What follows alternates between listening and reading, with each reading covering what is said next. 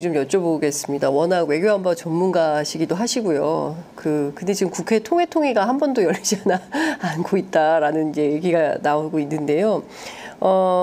이 국군정보사에서 블랙요원 신상이 다 털려가지고 상당히 문제가 되고 있는 상황에서 소위 이제 한동훈 대표 발로 민주당 책임론이 있었으니 간첩법 반대를 해서 그래서 이게 문제가 터진 거다라고 이제 역공을 하는 모양새였어요. 근데 이게 사실 자체가 아니라면서요.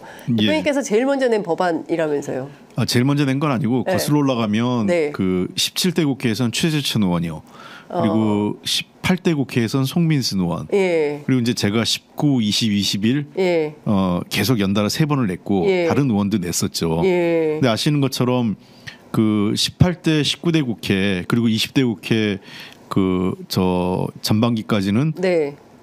국민의힘 정권이었잖아요. 그렇죠. 그때도 정부 여당이 그때도 소극적이었던 거예요. 이 법에 대해서. 네. 예. 그러니까 이게 누구의 탓이다 이렇게 볼 수는 없고요. 전체적으로 보면 일단은 법조인들의 이상한 특징이 예. 형법과 민법, 예. 특히 형법에 대해서 예. 개정하는 거에 대해서 예. 굉장히 보수적이에요. 여야를 떠나서. 그래요. 예. 법조인들 출신이에요. 예. 그러니까 예. 일종의 형법을 본인들 이제 법조인들이 어떤 자기들만의 어떤 뭐랄까 금과 옥조 예. 이렇게 생각을 한 것 같아요. 함부로 바꾸면 안 된다 이런 식의 예. 형법 함부로 손대는 거 아니다. 그런 게 예. 있는 것 같아요. 예. 그래서 그런 보수성이 예. 여야 모두 법조인 출신들이 다 있고요. 그러다 보니까 법원 행정체가 제일 먼저 앞장서서 지금 대법원이 앞장서서 반대를 합니다. 네. 그리고 법무부도 소극적이에요. 예. 실제로. 예. 그동안 이게 최근에 찬성 의견을 내기 시작한 거는 윤석열 정부 들어서 가지고 이후에 이제 갑자기 언제입니까? 2023년 하반기부터 네. 그때부터 갑자기 이제 일종의 안보몰이하면서 네. 이거를 좀 간첩죄 이게 하자 이런 예. 두 가지 효과죠. 하나는 이제 북한에 대한 안보를 정권 차원에서 활용하기 위해서. 네. 그리고 두 번째는 중국과의 관련 대중 공세 차원. 예.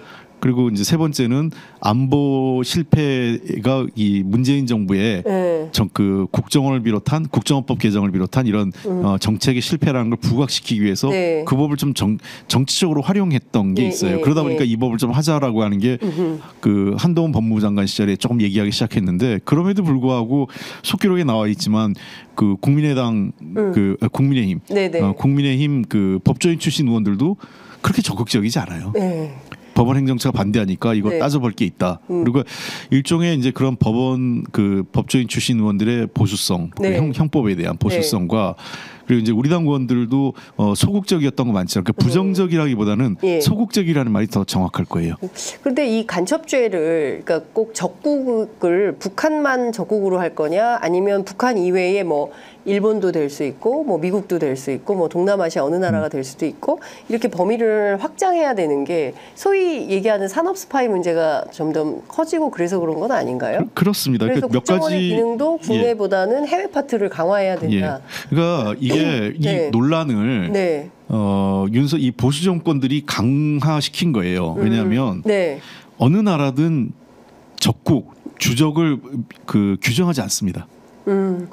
그래요. 우리나라만 이렇게 주적. 그러니까 그런 표현 뭐냐면 우리 보통 외국의 국방백서나 외국에서는 가상의 적이라고 그래요. 가상의 적. 왜냐하면 가상의 적이라는 모든 나라가 잠재적 적국인 거예요. 근데 그건 맞을 것 같아요. 어느 나라에서 어떤 일이 벌어질지 알 수가 없는 거잖아요. 그래서 가상의 적이라고 설정하고 그런데 사실 그 가상의 적이 미국 입장에서는 주로 러시아나 중국이겠죠. 근데 그렇다고 중국이 적국이다라는 얘기를 하지 않아요.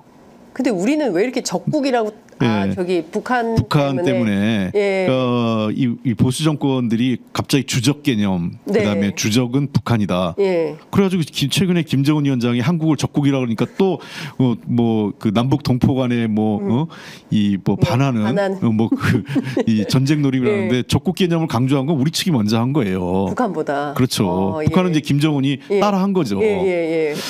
그러니까 저는 이게 되게 안보를 좀 더 높은 차원에서 예. 정말 국익이나 예. 또는 여러 가지 그 국제 정세, 남북 관계나 국제 정세를 포괄적으로 보는 게 아니라 예. 굉장히 근시안적으로 보는 거. 그다음에 또 하나는 예. 어쨌든 이 안보 몰이를 갖고 예. 국내 정치에 활용하고자 하는 네. 아주 나쁜 의도가 작용되다 보니까 맨날 주적 개념, 그러니까 말해보면 주적이 북한이냐 아니냐를 옛날 우리 국무위원들한테 막 확인하잖아요. 물어보고 그랬잖아요. 예. 예, 상임위 할 때. 그럼 통일부 장관이 예. 북한을 적국이라고 그러면 네. 통일 사업을 어떻게 대화를 하겠어요? 통일부는 대화 업무도 있기 때문에 그러니까 그렇죠. 내게 통일부 남북 장관 교류협력도 그렇죠. 있고. 교류협력법이 있는데 예. 그럼 교류협력법을 폐기하든가 예. 그것도 아니면서 예. 그러기 때문에 통일부 장관들의 보통 보편적인 답변이 우리 정권 시절에는 네. 북한은 적이면서도 네. 적국이기도 하지만 남북 남북관계 기본법에 따라 예. 통일의 예. 대상이다. 예. 이렇게 얘기를 하잖아요. 예. 그러니까 이제 물타기를 하는 거죠. 그 예. 답변 속에서. 예. 예. 근데 지금 최근에 이제 이 정부 들어와서 뭐 통일부 장관은 본인이 더 나서서 적국을 북한은 적국이다라고 아주 네. 뭐 통일부 장관인지 국방부 장관인지 알수 없게. 구분할 수 없을 정도로. 예. 그렇기 때문에 그 우리나라 형법에 적이 북한으로 아예 그 축소돼 있는 거예요. 네. 그래서 이렇게 돼 가지고는 어떠한 형태도 만약에 예를 들면 이 북한이 아닌 네. 다른 그 국가와 관련된 어떤 그 간첩 스파이 활동은 처벌할 그 대상이 없는 거예요. 네. 그리고 이번에도 사실은 주국 동포라서 그렇죠. 이게 처벌 이제 처벌 이게 도리어 중국은 네. 이런저런 처벌이 가능할 수 있어요. 지금 뭐 아직 그 최종 확인은 안 됐지만 네네. 그 중국 제중 동포인 예. 사람이 예. 그 모 씨가 예. 그 정찰총국 요원이라는 거 아니겠어요? 네. 그럼 사실 이제 북한과 연계돼 있기 때문에 그 네. 국가보안법으로 다룰 수도 있죠. 예. 확인이 되면. 예. 근데 확인이 되겠냐 싶어요.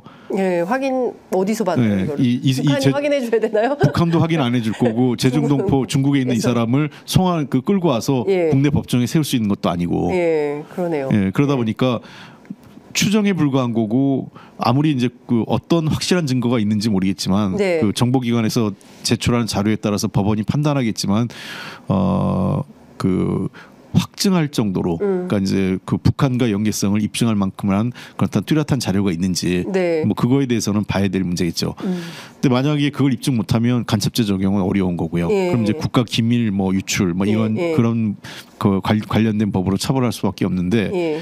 더 나가서 제가 이제 법은 적국 또는 외국 또는 외국 단체로 좀 늘렸거든요. 예. 외국 단체라고 할 때는 두 가지 의미가 있죠. 예. 하나는 기업. 예. 네. 예. 그리고 또 두 번째는 기업이 아닌 여러 가지 어떤 각종 법인 단체들. 예. 그러니까 실제로 그 요즘 같이 네. 뭐 예를 들면 중국의 정보기관이 네. 또 일본의 정보기관이 예. 미국의 CIA가 예. 대놓고 CIA 이름 걸고 활동을 하겠어요? 그렇죠. 우리도 무슨 다 비밀 그럼요. 공작 예. 하지 않습니까? 그러니까 이번에 다 드러났지만 예, 블랙 요원들이 예. 블랙 요원이라고 하면 우리 같은 경우 이제 주로 예를 들면 중국에서 활동한다 하면 가장 많은 신분들이 뭐 하는 게 통상적으로 네. 뭐 선교사라든지 또는 뭐 여행 관광사 예. 뭐 또는 뭐 무슨 뭐 하여간 소규모 기업들 네. 뭐 등등 이런 형태의 예.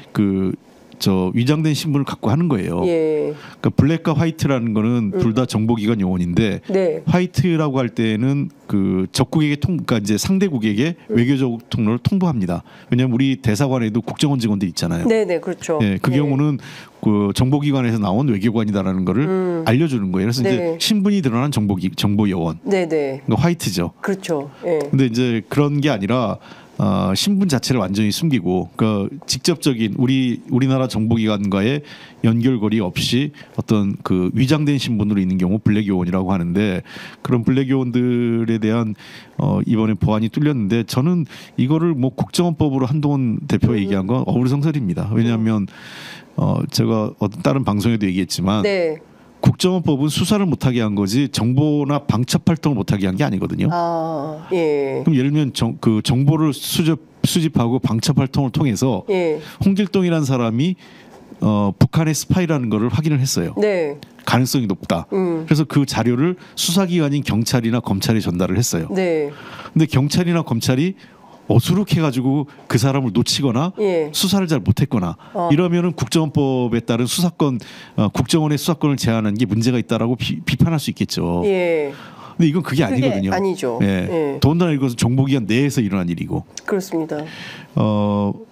저는 모르겠어요. 이게 내용을 잘 몰라서 아직 확인이 안 돼서 함부로 판단하기 어려운데 제 일감은 네.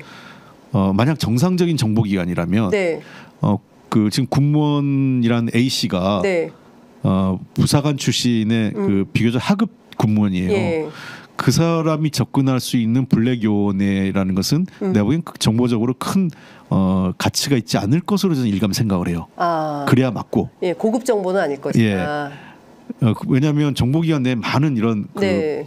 벽이 있어요. 방화벽처럼. 예, 예. 왜냐하면 심지어 국정원장조차도 네. 블랙요원들에 대해서 잘 몰라요. 보고를 안 받게 돼 있습니다. 누가 컨트롤합니까? 그러니까 그건 컨트롤 타워가 있으면 안 되는 거예요. 아. 다 알면 안 되는 거군요. 그럼요. 다 밝혀지는 거잖아요. 예, 예, 예. 예.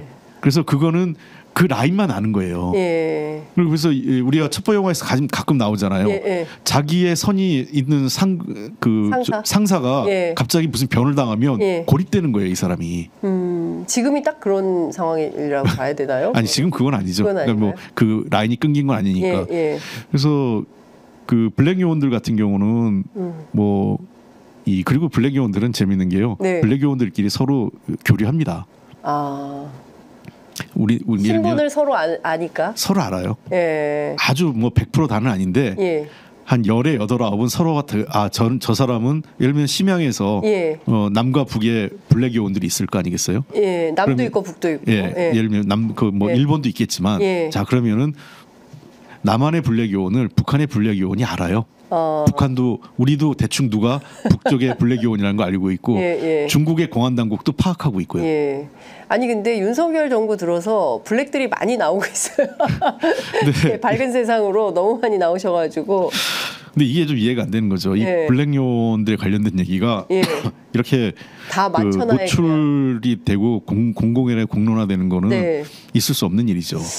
그러니까요. 근데 지금 뭐 막 이게 또 다른 형태의 공방이 이어지고 있는 건데요. 첫 번째는 이제 블랙 요원들이 어쨌든 막 급하게 철수시켜서 나오느라고 뭐 집세라든가 뭐 거기 이제 뭐 기업을 운영했던 것 같은데 그 관계된 뭐 돈 문제가 있는데 이거 그러니까 원래 먼저 쓰고 나중에 사후 정산 받는 시스템인데 정산을 안 해준다고 해가지고 이게 또 논란이 좀 되고 있고 그리고 또 하나는 지금 그 정보사령관하고 여단장 지금 뭐 소장하고 중장이 서로 맞고소하고 있죠. 서로 맞고소하고 그리고 뭐 충정로에 있는 안가가 드러나고 작전명이 뭐 그 광개토 계획이라고. 프로젝트다라는 것도 막 다 드러나고 여기에 민간연구소가 와서 사무실을 쓰고 이게 다 드러나는 겁니다.